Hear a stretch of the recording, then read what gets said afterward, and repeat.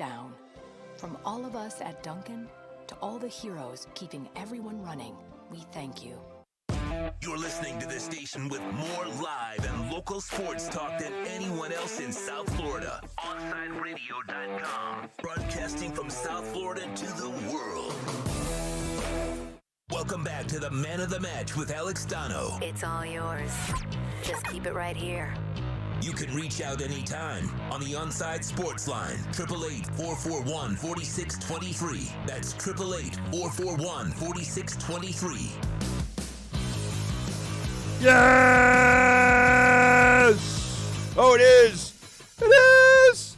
Man of the Match with Alex Donno. Oh, I'm Alex Donno, and I'm with you guys until 6 o'clock here tonight on OnSideRadio.com. And don't forget, it is a 2 for Thursday with me today here on Onside Radio because I also have Fight Night tonight, newest show on the Onside Radio family. Of course, a continuation of mixed martial arts and boxing-related shows I've been doing for over the past decade. We've got one now here on OnSideRadio.com. We had the launch last week, and James Walker does the show with me, and he's fantastic. And, yeah, it's the same James Walker who used to work for ESPN covering the Miami Dolphins in the NFL. He works now primarily in the sports business. He works with a sports business firm, and he's had a passion for mixed martial arts and boxing for many years. In fact, that's how I met James. I met James a decade ago, 9 years ago, something like that. I think, 9 years ago, 2012, I met him at a UFC event, and then I realized, wait, you're the guy, because this was when he was pretty new on the job covering the Dolphins for ESPN. Wait, you're the guy who now covers the Dolphins for ESPN. We got to talking. We've been friends ever since. So we're going to have a loaded show tonight, including a conversation tonight at 8 o'clock with the legendary Dada 5000. But I don't want to get too far ahead of myself here because we have a great Man of the Match show coming up for 3 hours before we have Fight Night for 2 hours later on tonight. It's going to be a loaded show, my friends. 3:20. So coming up in about 17 and a half minutes, we're going to talk some Miami Heat basketball.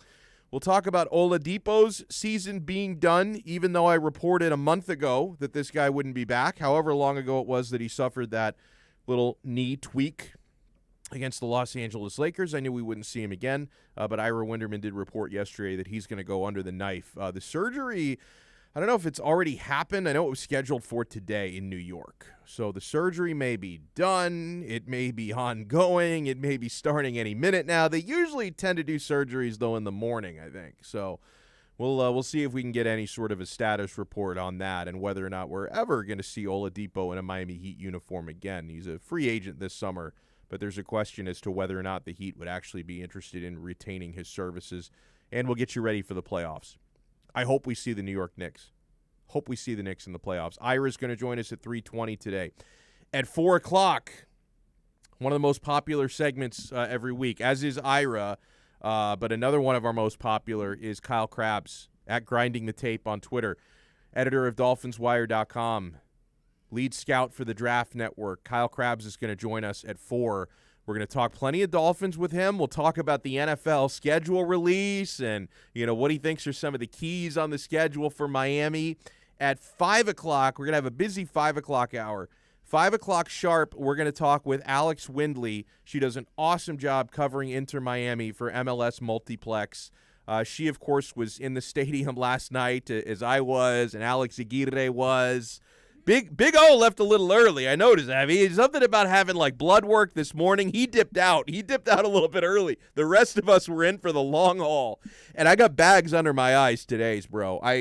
I'm a huge I'm in a big debt of gratitude to Alex Aguirre because even though I've already had 2 coffees today, even before I got here, but Alex mentioned something about making a fast food run. Not hungry. But I told him, get me a medium black coffee. Why black? Because I'm a real man. I don't need cream and I don't think I would be nearly as tired as I am right now had Inter Miami won the game, because then there would have been some adrenaline, right? If they were down 2-0 right after halftime when the game got delayed for what ended up being about 2.5 hours, 2 hours and 20-minute long delay. Had they come back and won the game 3-2 after the restart, I don't think I would have slept.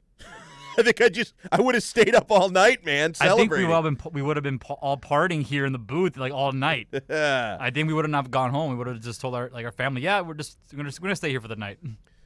Yeah, it was unfortunately it did not play out that way. That did not happen. That's just all a fantasy now. I'm just playing in my head.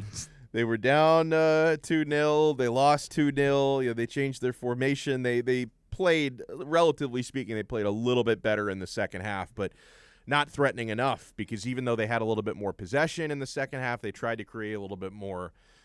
Not one shot on target in the second half. They only had one shot on goal the entire game, did Inter Miami, and that was Breck Shea from outside the box in the first half. That was the only shot on target. You've got to do better. So this team is going to have to do a little bit of soul searching. Now it's not like the season's been a train wreck or anything. I mean, they had a 3-game unbeaten streak before the loss yesterday, but they're going to go on the road to play a Cincinnati team on Sunday that's not very good, but they're opening up a new stadium. It's going to be FC Cincinnati's first game in their new, what looks like a really nice stadium that they're opening up. So it's one of those weird things. Like, you don't really want to face a team when they're debuting a new facility, or like a team that won a championship last year. You don't really want to face them on like the ring ceremony day, or if a great player, former player, is getting honored that night and the jersey is getting retired. You don't want to face the team that day, because there usually is some sort of an emotional boost that comes with an event like opening up the new stadium. So I just hope Inter Miami are not walking into a wood chipper, because under normal circumstances, they should be able to beat FC Cincinnati. So I just hope it plays out to the script. So we're going to talk with Alex Windley at 5 o'clock. And at 5:20, we're going to chirp some cats. We're going to talk a little Florida Panthers hockey with Dave Dwork, who does an awesome job not only for Local 10, but here on this very radio station, OnsideRadio.com. He hosts Chirping the Cats Radio Saturdays from 10 to 11 a.m. So he gives you all the Panthers talk you can handle, and he's my go-to guy. Anytime I have a question about things going on, like a few days ago, I was jonesing to find out what day the playoff was going to start, right? Because I want to be able to plan, the rest of my week and my weekend knowing when are the Panthers going to play. And Dwork gave me the hot tip a couple days ago that they're going to open up the series with the Tampa Bay Lightning on Sunday. So I didn't know if it was going to be Saturday, Sunday. Quite frankly, I had no idea what day it was going to open up. So, he's always on top of that stuff for me. So Ira Winderman at 3:20, Kyle Krabs 4 o'clock, Alex Windley talking Inter Miami 5 o'clock, and Dave Dwork at 5:20 today. I was fist pumping to the air, no one else in the room, when I read Omar Kelly's column about the Miami Dolphins schedule release, because he's so spot on with the way that he starts this. I'm going to offer 2 words to Dolphins fans who, saw the full schedule release last night around 8 o'clock, and they've been digesting it, and they've been taking notes. 2 words: no whining. Because I always see people do this. Omar is so right. Omar Kelly writes in the South Florida Sun Sentinel, it's like an annual ritual for Miami Dolphins fans. Even though we've known the opponents and most of the sites for the 2021 games for a few months, no matter when the NFL schedule comes out, Miami Dolphins fans usually whine and complain about how the NFL schedule makers screwed their team. The start is too hard. The finish is too hard. Too many away games early. Team can't set a tone. Too many road games late. Team can't finish strong. Not enough 1 p.m. starts at home. The bye is too early. The bye is too late. Do you see how many playoff teams Miami faces? The strength of schedule is too challenging. Yeah, there's a lot of whining this time of year. Friends, let me share a secret with you, okay? I only have one complaint looking over the schedule. Only one complaint. We only have 2 primetime games penciled in.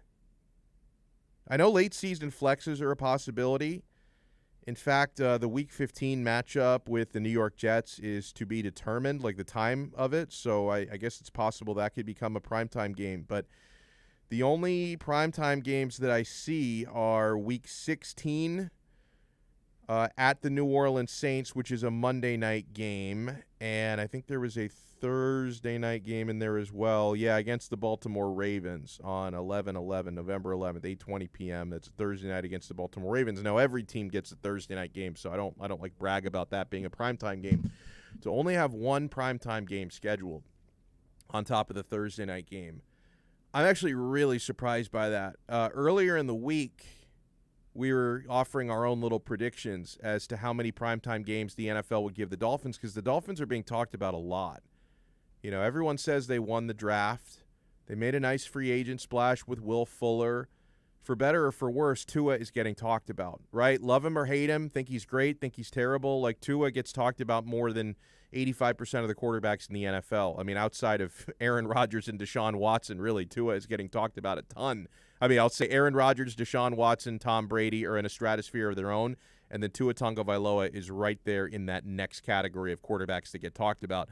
So you would think people are going to want to watch the Dolphins on the national stage, that they'd want to watch the Dolphins in a handful of primetime games. I thought we would get 4 primetime games, but instead the NFL has only penciled us into 2. I think that's a little bit disrespectful. But, friends, I'm not worried about a late bye week. The Dolphins don't have the bye week till week 14. Remember, we have an 18-week season this year, so we have a very late bye week. I'm not concerned about it. In fact, the late bye week I think is okay, because you're going to need it more in week 14 than you would week 7 or 8, right? Because chances are the bodies are going to be less healthy and more aching, at week 14 than they would earlier. So I'm fine with that. But, I'll go through this. I mean, week 1 at the New England Patriots, that's a breeze. You get the Patriots in September. Cam Newton was awful last year. There's no way Mac Jones is ready to go. So it's an easy dub.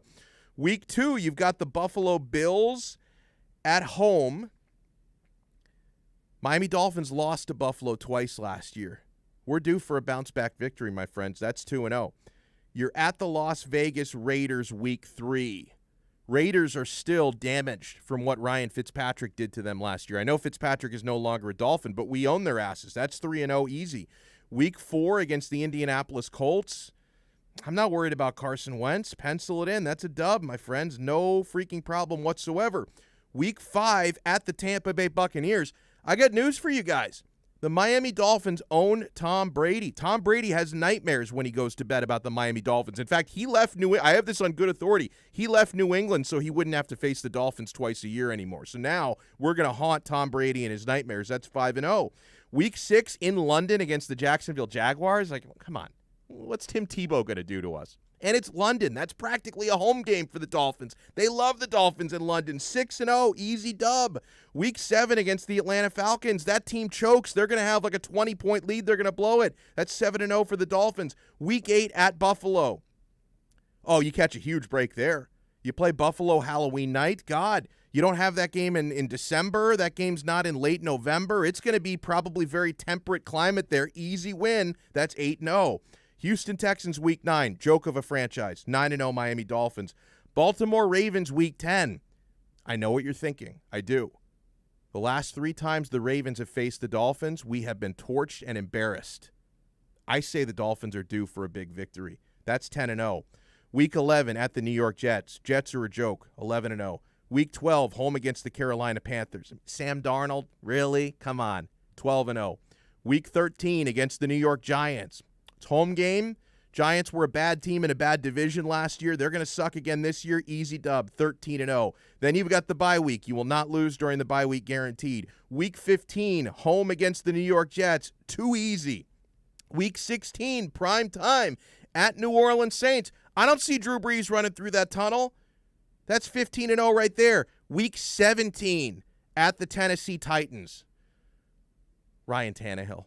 20-yard box. The Dolphins are going to clown Ryan Tannehill. Jalen Phillips is going to sack Ryan Tannehill 14.5 times in that game. That's 16-0 right there. And then you wrap up the season home against the New England Patriots. Dolphins don't lose to the Patriots at home. I look through this schedule, and it's one of the most magnificent things I've ever seen. 17-0 Miami Dolphins. And the 72 team that went 17-0 are going to pop champagne to honor what these Dolphins have done. Easiest schedule I've ever laid eyes on, 17-0. We'll talk about the playoffs when we get there, but I'm not panicked about this schedule, my friends.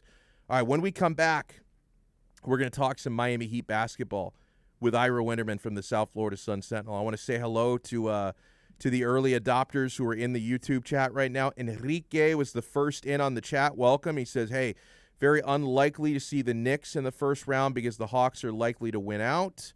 It's too bad. I would have loved to have seen the Knicks. And Ray Grullon says, howdy, Donno. everyone, the word of the afternoon is Colin Cowherd, typical uninformed pundit. Hold on, what did Colin Cowherd say now? Did he rip on one of our guys? Did he rip on? I think he did. He ripped on Tua, didn't he? I think he ripped on Tua yesterday. I got to see if I can get the audio of that. Ray also writes, Xavier Howard will intercept Jameis Winston 3 times in that game. 3 times in the first half, Ray. I mean, Jameis Winston is going to throw probably 55 interceptions this coming season. No problem whatsoever.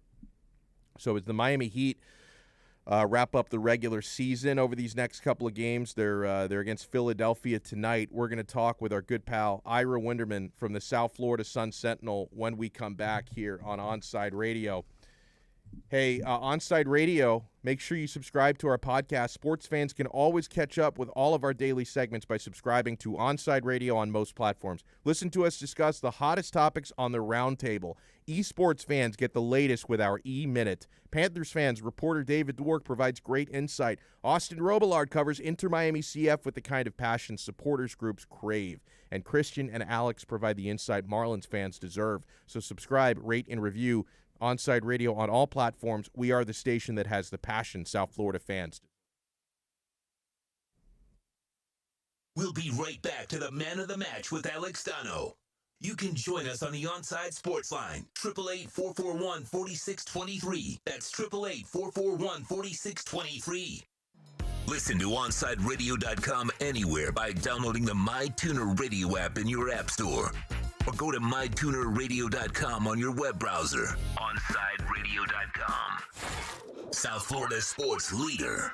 When you need your warehouse looking good while staying efficient, there's only one place to find the finest racks in the business. Pallet Rack City in Hialeah. 305-424-8547. That's 305-424-8547.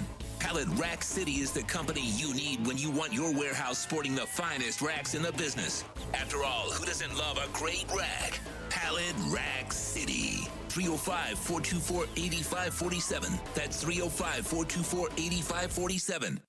At OnsideRadio.com, we chirp all day and night. It's time to do some more chirping with David Dwork at our Chirping the Cats report. After a high-energy day on the ice on Wednesday, the Panthers are taking Thursday off as they continue to gear up for their first-round playoff series against the Tampa Bay Lightning. Trade deadline acquisition Sam Bennett remained absent from the ice after skipping Florida's final regular season game, though head coach Joel Quenneville did say he expects the skilled centerman to be back when the team resumes practice on Friday. Bennett has been on fire since arriving in Florida, finishing the season with 6 goals and 15 points in just 10 games with the Panthers. We may not know yet when Game 1 between the Cats and Bolts will be, but we know it'll be at the BB&T Center, where Florida enjoyed their highest points percentage in franchise history this season. The Panthers finished the year with a 25-3 mark on home ice, picking up points in an extremely impressive 23 of 28 contests. If they can keep it going against the Lightning, Florida will advance to the second round of the Stanley Cup playoffs for the first time in 25 years. Keep up with the latest on the Florida Panthers by subscribing on most platforms by searching Onside Radio, your home for South Florida sports. Now that it's springtime, it's only getting hotter here in South Florida. Make sure your AC in your home or business is running smoothly by investing in a preventative maintenance plan from M&S Air Conditioning. And M&S is a Mitsubishi Diamond Elite contractor. When you purchase a new Mitsubishi electric mini split system, you'll get a 12-year warranty. Or install a high-efficiency polarized air filter in your AC unit that captures and destroys biological contaminants to improve air quality. M&S Air Conditioning have been providing prompt, honest, and reliable service for over 30 years. Schedule service or call to get more info on our preventative maintenance plans. Call 954-421-3680 or visit ac-florida.com. Join the Inter-Miami family in 2021 by becoming a 2021 season ticket member. Enjoy enhanced access benefits and pricing not available to general fans. Visit intermiamicf.com/tickets for more information. You're listening to OnsideRadio.com. Catch up anytime by downloading the MyTuner Radio app. OnsideRadio.com, South Florida's true hometown station. With Make-A-Wish, the impossible becomes possible. A girl battling cancer can become a race car driver battling the course. The boy showing all the nurses his fire trucks can take the helm of a real one. Wishes can give kids with critical illnesses the strength to keep fighting, get better, and grow up. Where there's a wish, there's a way. Wishes need you. Visit Make-A-Wish at wish.org. Welcome back to the Man of the Match with Alex Donno. You can reach out anytime on the Onside Sports Line, 888-441-4623. That's 888-441-4623. It's time to talk Miami Heat with NBA insider Ira Winderman. It's the Acura of Pembroke Pines Miami Heat Report, exclusively at OnsideRadio.com. Let's go over the latest headlines locally with the Miami Heat and league-wide in the NBA with our very own Ira Winderman.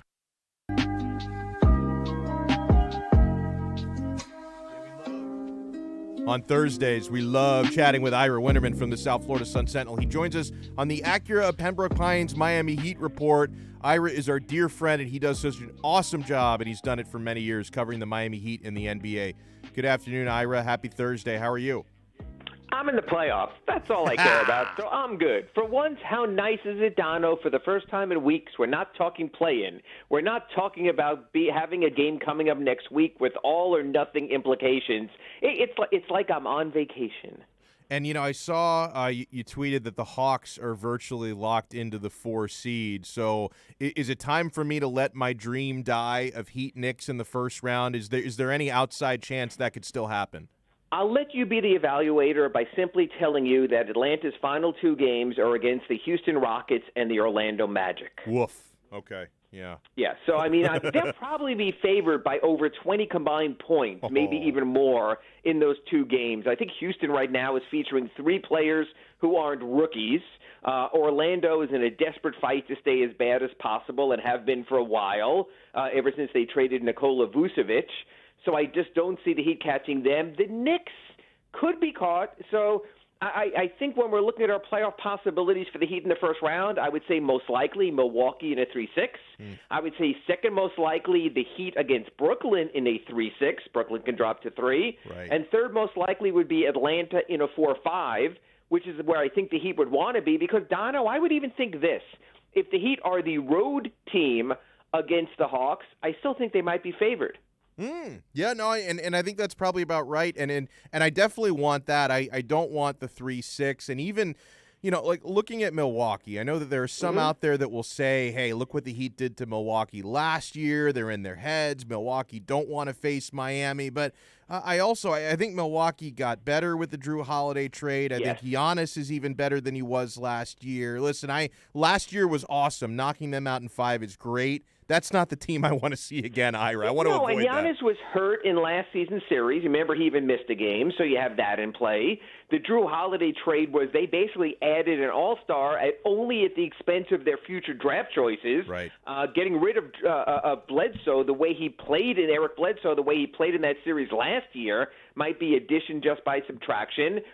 And unlike last year, I believe that Mike Budenholzer will be coaching for his job probably through the first 2 rounds of the playoffs. I think he'll be another guy, sort of like Doc Rivers with the Clippers, that unless you get playoff results, we're not going to really count the regular season as much. So I agree, not that I want to play the Nets either, right, because even if they don't play as a team, individually Durant, individually Kyrie, individually Harden can beat you.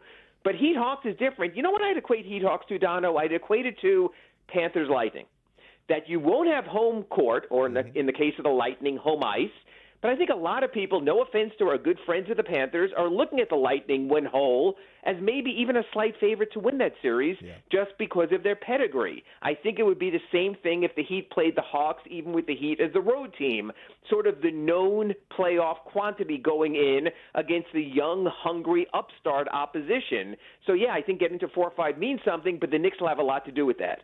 You know, the Heat, yes, the Heat, if they win out against the Sixers and against the Bucks and against the Pistons, would get that number 5, but that's an awfully tough schedule to close with. How much are you buying into the Knicks this year? Because, you know, I hear the New Yorkers getting all cocky, but I remember how cocky they were for a few weeks of Linsanity. I remember them dropping confetti at MSG after winning one playoff game against the Heat. So I really cannot trust the New Yorkers to speak objectively about their team. How much of a believer in the Knicks are you? It's a different culture. So I'm a believer in the regular season Knicks. Yeah. But, Donno, you know this. Every year there's one NBA regular season success story that doesn't translate. Remember a couple of years ago, a matter of fact, speaking of Mike Budenholzer, remember when he was coach of the Hawks and they had like 9 gazillion All-Stars with Al Horford and Kyle Korver, and their whole team seemingly was in the All-Star game?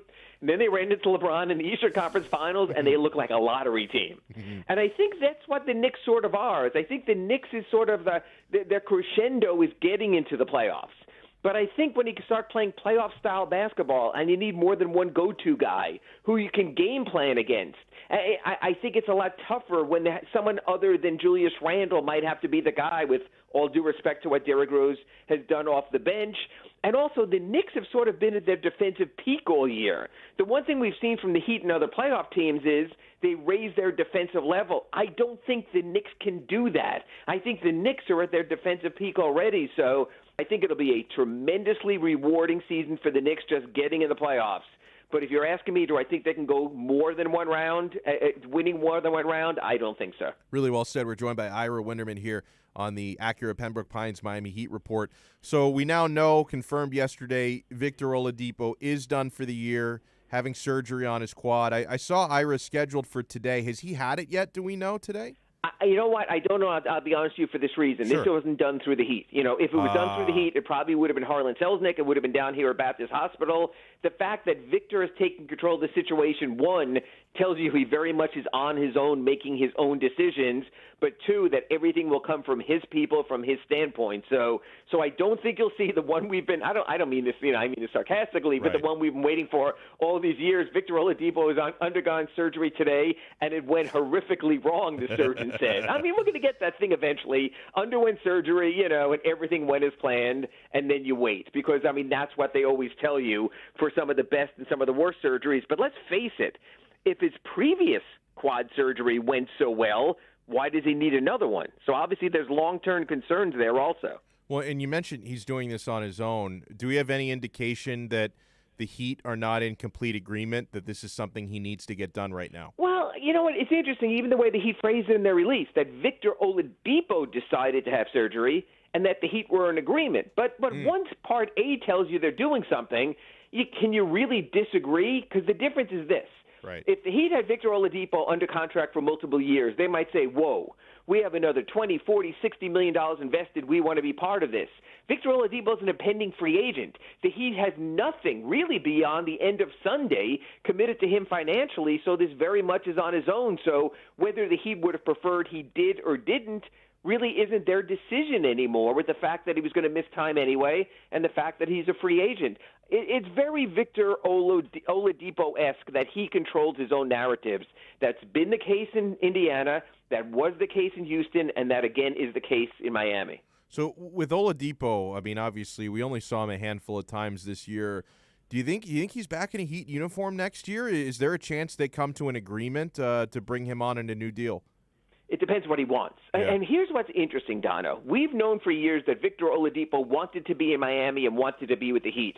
We knew that when he was with the Pacers. We knew that when he was with the Rockets.